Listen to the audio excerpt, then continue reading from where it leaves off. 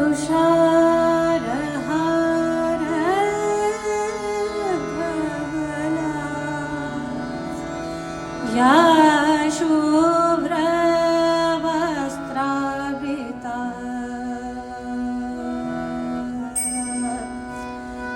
या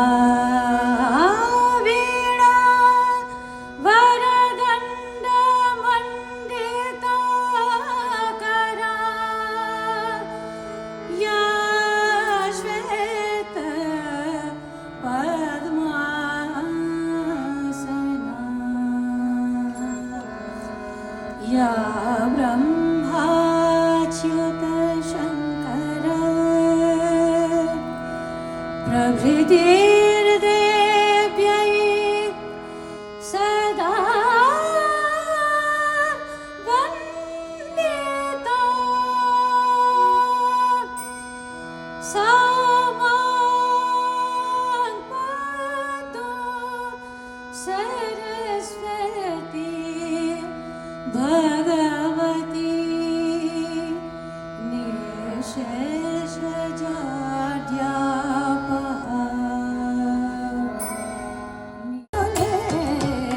शोषदायि मंदिर आजे शोषदायि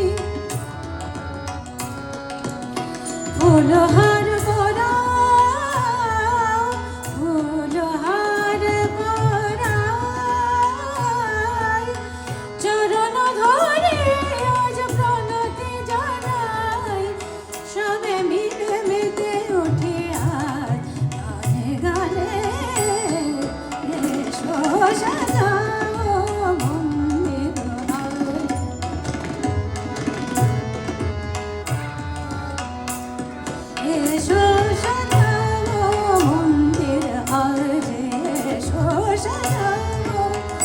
এবার আমরা যে অঙ্গটা দেখাবো খেয়াল গানের মধ্যে তাকে বলে সওয়াল জবাব। গায়ক গলায় যা গাইবে তবলায় ঠিক সেটাই উঠে আসবে। একটু শুনে দেখো।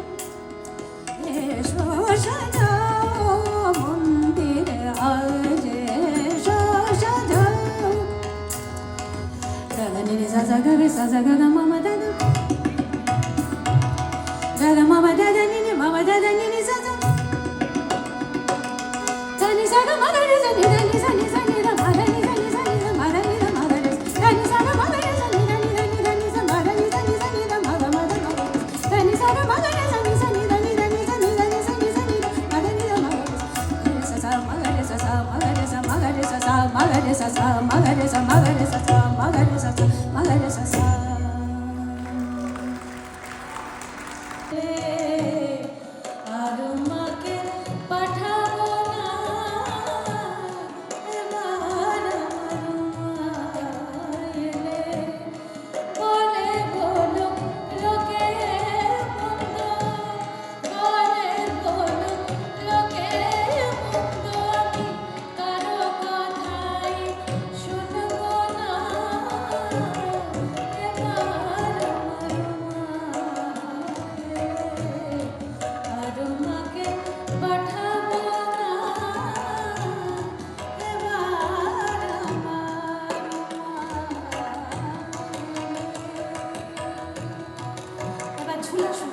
পাশাপাশি সমাজ রাগের ঝুলা ঝুলা পূর্ণিমায় রাধা কৃষ্ণ তারা দোলনায় দুলছে।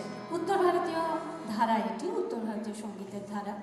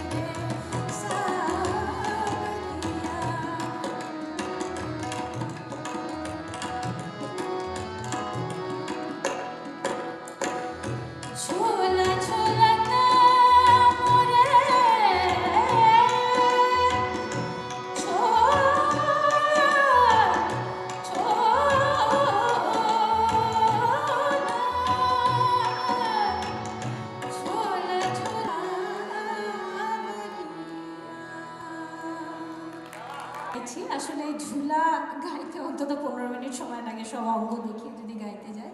কিন্তু আমাদের উদ্দেশ্য, এই যে সুভাষিস যেমন বললো যে 800 বছরের একটা জার্নিকে 1 ঘন্টায় ধরা, কাজে একটু তো ছোট করতেই হবে। কিন্তু আমরা চেষ্টা করছি যে to be true to the songs, যে গানের যে মেজাজ, যে গানের যা মানে, যা spirit, we are trying to bring it up. আচ্ছা, এবারে একটু ছায়া নাটে আসে, মিশ্র ছায়া নাটে আসে। এর পিছনে আছেন এক খুব ডিস্টিংগুইশড একজন ভদ্রলোক, রামনিধি গুপ্ত। এই যে সুভাষিস বলল যে রামনিধি গুপ্ত, তিনি বাংলায় টপ্পা গানের ধারাটি তিনি নিয়ে এসেছেন বাংলার মাটিতে। কোথা থেকে এনেছেন না, পাঞ্জাবে গেছিলেন চাকরি করতে। এবার পাঞ্জাবে টপ্পা গান, সেটা ফোক এবং ক্লাসিক্যালের মাঝামাঝি একটা চক্র, এবং সেখান থেকে তিনি টপ্পা শুনে সেই গানকে তিনি বাংলায় নিয়ে আসেন। এবারে টপ্পা গানের কিছু কিছু অঙ্গ আছে যেগুলো টপ্পা গানকে বিশেষ করে চিনিয়ে দেয়। মিশ্র ছায়ানাটে এই গানটিতে সেই অঙ্গগুলো দেখানো হচ্ছে। কিন্তু সবথেকে বড় কথা যে এবারে কিন্তু ভক্তিরস বা রাধাকৃষ্ণের প্রেমলীলা থেকে কিন্তু নিধুবাবু সরে এলেন। তিনি এবারে মানুষের ইমোশন, মানে সাধারণ মানুষের ইমোশনকে তুলে ধরছেন।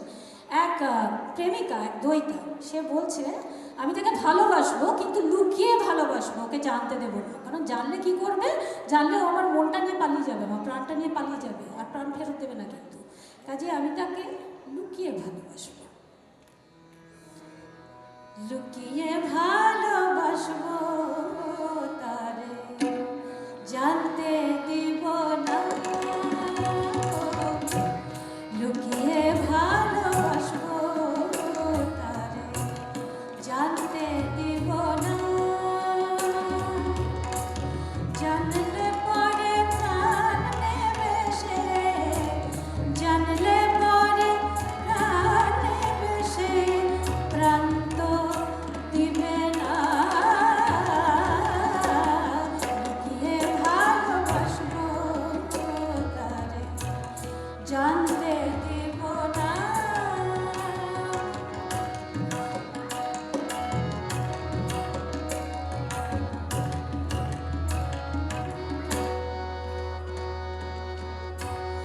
সে যদি না করে আদর, যাব না তার অনাদর, সে যদি না করে আদর, যাব না তার অনাদর, চোখে চোখে চাইলে পরে, চোখে চোখে চাইলে পরে, ফিরে যাইব না, লুকিয়ে ভালোবাসবো তারে, জানতে দিব না, লুকিয়ে ভালোবাসবো তারে, জানতে দিব না, লুকিয়ে ভালোবাসবো তারে, জানতে দিব না।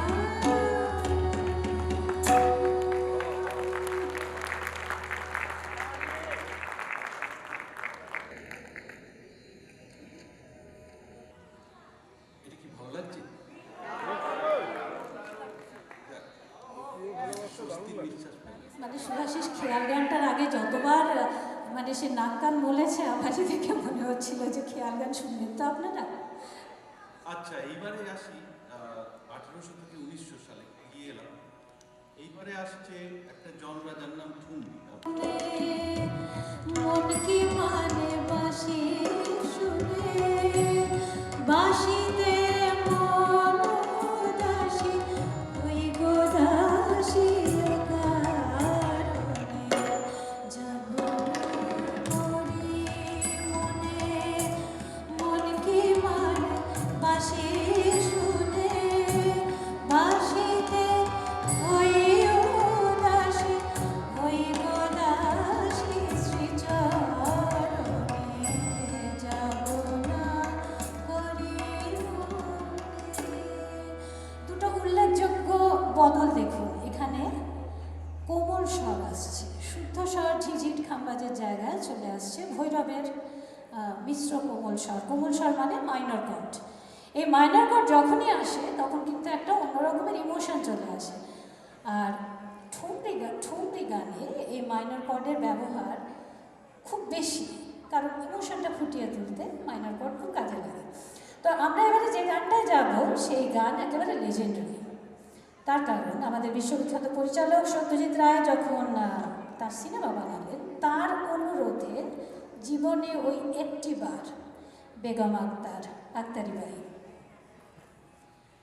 একটি বেনারসি শাড়ি জড়িয়ে বসলেন, মাথায় ঘোমটা দিয়ে, নাকের হীরের নাকছাবিটি ছিলিক মারল। জমিদার বিশ্বম্ভর রায়, ছবি বিশ্বাস কাত হয়ে শুয়ে আছেন বালিশে ঠেস দিয়ে। আক্তারি বাই ধরলেন,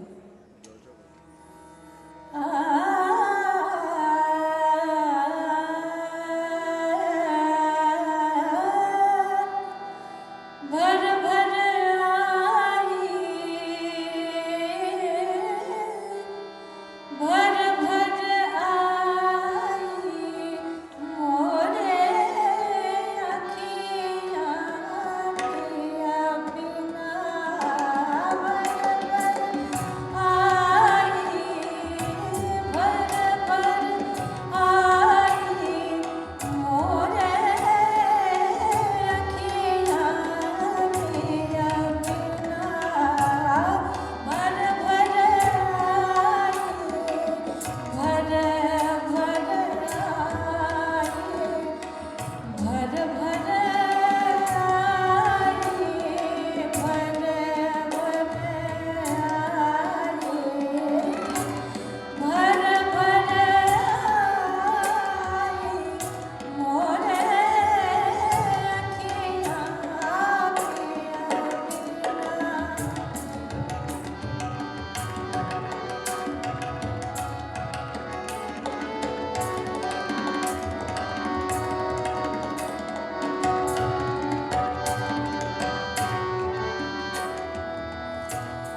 ঘেরে ঘেরে আই, ঘেরে ঘেরে ঘেরে ঘেরে আই, ঘেরে ঘেরে আই, ঘেরে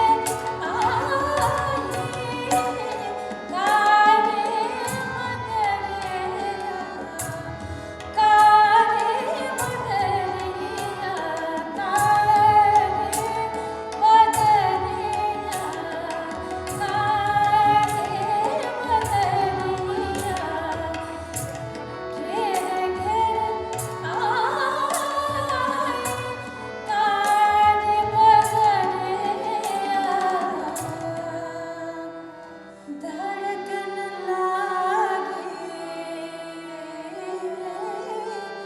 धड़कन लागी मोरे छलिया पिया बिना, धड़कन लागी मोरे छलिया पिया बिना, भर भर आई,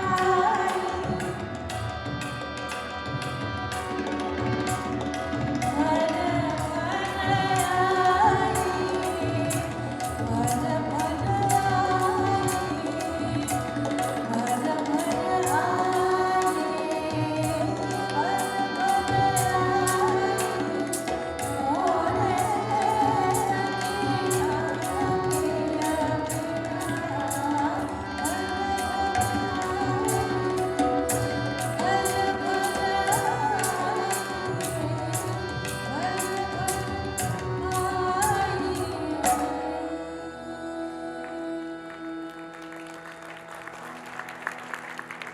এবার খেমটায় যাব। এবার খেমটা শুধু একটা গান নয়, খেমটা কিন্তু লোকের মানে সাধারণের মধ্যে গানটা চলে আসছে। এবারে বিশ্বম্ভর রায়ের জমিদারি বৈঠকখানার মধ্যে থেকে পরে যখন গান চলে আসে সাধারণ লোকের মাঝখানে, ধরুন চারপাশে এরকম ভিড় করে অডিয়েন্স বসে আছে মাঠের মধ্যে, তার মাঝখানে একটা শতরঞ্চি বা চট বিছানো, সেখানে নাচ হচ্ছে, গান হচ্ছে, সেইটা হচ্ছে খেমটার ব্যাকড্রপ, খেমটার ব্যাকড্রপ। আমি শুভাশিসকে একটু অনুরোধ করবো, খেমটা শুধু গান নয়, নাচ নয়, এটা একটা তাল, সেটা নিয়ে কিছু বলতে। তালটা শুনলেই সবাইকার মন খুশি হয়ে যায়। দাদরা তাল সবাই জানে, যেটা এক্ষুনি বাজছে, সেটা খুব সিম্পল।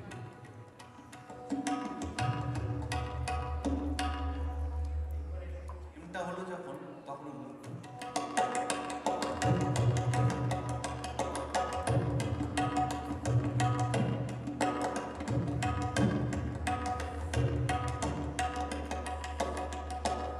বাজালেই বুঝতে পারবেন গানগুলোর মধ্যে যখন ঢুকলে খুব মজা হবে। তাহলে দেখলেন তো, বিশ্বম্ভ রায়ের বৈঠকখানা থেকে যখন দাদরা সেই ছমাত্রা যখন মাঠে ঘাটে নেমে আসে, তখন তার কী রূপ হয়, বড্ড সুন্দর বাজিয়ে দেখালো। এবার আচ্ছা, এরকম তালে প্রথমেই একটা লেজেন্ডারি গান দেবো। লেজেন্ডারি মানে আপনারা সবাই শুনেছেন, আপনার ইচ্ছে করে গাইতে পারেন আমার সঙ্গে। তো গানটা কিন্তু 1903 সালে লালচাঁদ বড়াল রেকর্ড করেছিলেন। এই গানটা নিয়ে আমি একটু খুঁজতে গিয়ে দেখেছি, গানটির রচয়িতা এবং সুরকার নিয়ে একটু দ্বিমত আছে। কেউ কেউ বলেন লালচাঁদ বড়াল নিজে লিখেছেন, নিজে সুর দিয়েছেন, কেউ কেউ আবার গানটিকে সেই আমাদের রামনিধি গুপ্ত বাবুকে তাকেই ক্রেডিটটা দিয়ে থাকেন। তো যিনিই করুন না কেন, কিন্তু গানটি গেয়েছিলেন লালচাঁদ বড়াল, এবং সে গানে এত হিট করেছিল, গ্রামোফোন কোম্পানি তাতে এত লাভ করেছিল যে তাকে একটা উপাধি দিয়েছিল যে বাংলার কোকিল। কারণ এত বেশি বিক্রি হয়েছিল সেই রেকর্ড গ্রামোফোন কোম্পানিতে, যে লালচাঁদ বড়াল রাতারাতি তাকে মানে গ্রামোফোন কোম্পানিকে বড়লোক করেছিলেন। কেমন, কোন গান বলুন তো, আপনারা জানেন? কাদের কোলের বউ তুমি, কাদের কোলের বউ, কাদের কোলের বউ তুমি, কাদের কোলের বউ, কাদের কোলের বউ তুমি, কাদের কোলের বউ। যমুনা জলান পেরিয়ে, যমুনা জলান পেরিয়ে, সঙ্গে নেই তো কেউ, কাদের কোলের বউ তুমি, কাদের কোলের বউ।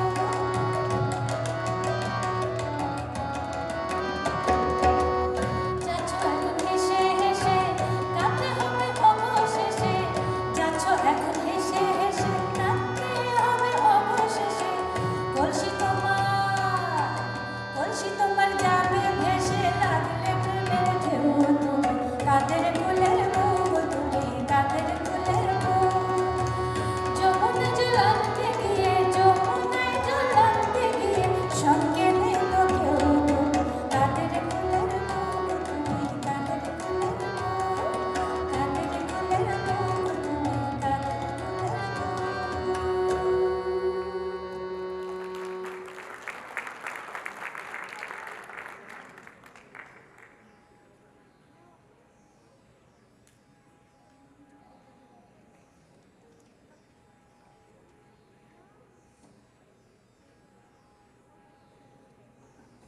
আচ্ছা হ্যাঁ, এই খেমটাতে আরেকটা খুব ইন্টারেস্টিং গান আছে।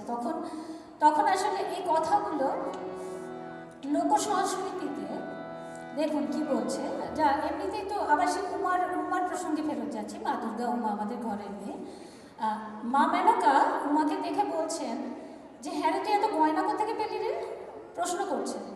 কারণ উমার গা ভর্তি সোনার গয়না, তো ওই সোনার গয়নাগুলো কোথেকে পেলো? কারণ তার স্বামী মহেশ্বর তো সে তো শ্মশানে টশানে ঘুরে বেড়ায়, সে কী করে এত গয়না দেবে?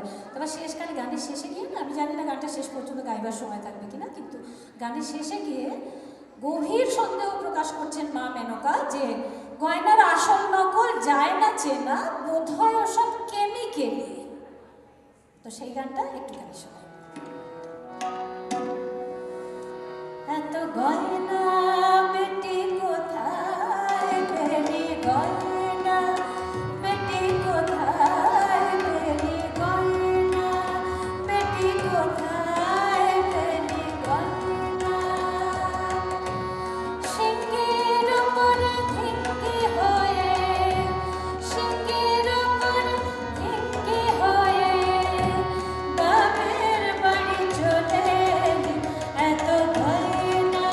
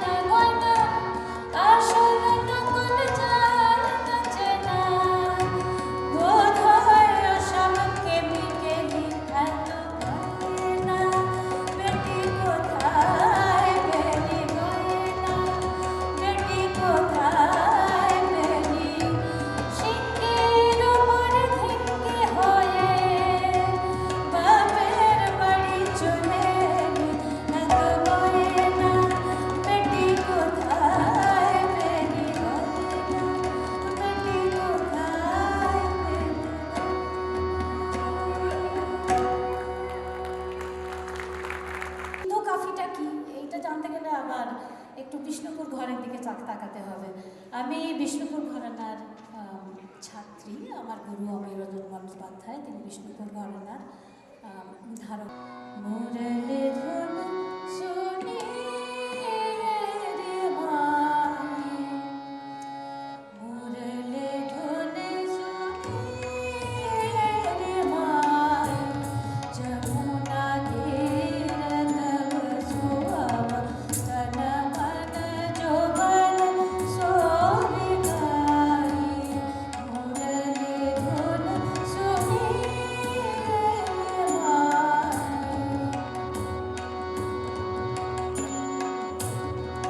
पवन गतिहीन भय जमुना जान बहे, पवन गतिहीन भय जमुना जान बहे, बिसर गए गगन सुख सारे हमारे प्यारे, मुरली धुन सुनी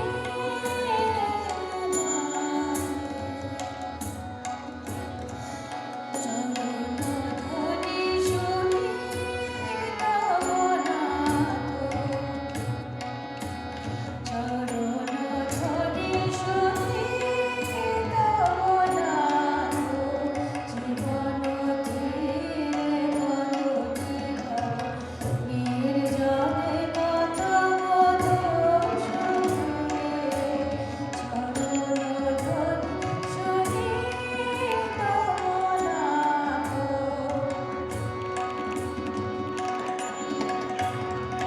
গগনের ধারা জয় অনিমেষ জয় রায়, গগনের ধারা জয় অনিমেষ জয় রায়, ভাবনা শত হৃদয়ে গয়, ধীরে গানে ধীরে, চরণ ধরি শুনি তব নাম।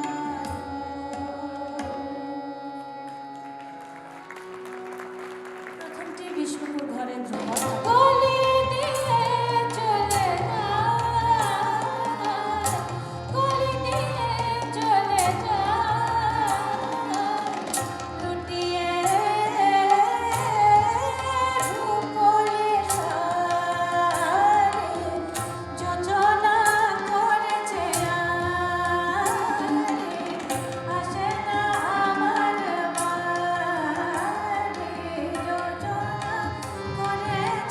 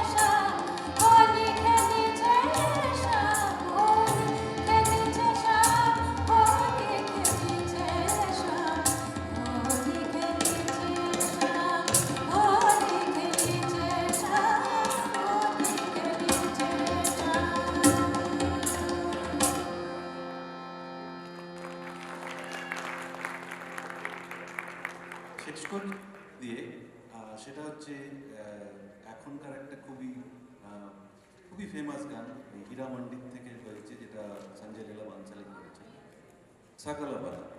এটা কিন্তু একটা খুব পুরনো আমির খুসরুর কম্পোজিশন। সেই আবার ফিরে গেলাম 800 বছর পেছনে। সেই গান এখন পপুলার হচ্ছে 800 বছরের পুরনো গান। তাহলে আমাদের গান বাজনার যে শক্তি, এটা পাওয়ার এভারলাস্টিং, সেটা আবার প্রুভ হবে। তো আমরা শেষ করছি ওই আমির খুসরুর কম্পোজিশন করা এই গানটার একটা গল্প আছে ছোট্ট, সেটা সংগ্রামী বলে আমরা শুরু করব। আপনাদের অনেক ধন্যবাদ ধৈর্য ধরে শোনার জন্য, কারণ আমরা খুব ভয় ভয় ছিলাম যেটা হয়তো একটু ডিফিকাল্ট সাবজেক্ট হবে, কিন্তু খুব ভালো লাগবে যে আপনারা শুনবেন। অনেক ধন্যবাদ। আচ্ছা, শেষের গল্পটুকু বলতে হয়তো 1 মিনিট সময় লাগবে, কিন্তু গল্পটা না বলে পারছি না।